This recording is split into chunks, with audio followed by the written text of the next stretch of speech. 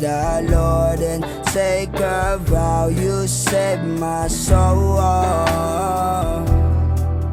Nung talikuran ako ng lahat, ikaw lang ang natira. Sabi ko na ba, maasaan ka kapag ako ay mag-isa?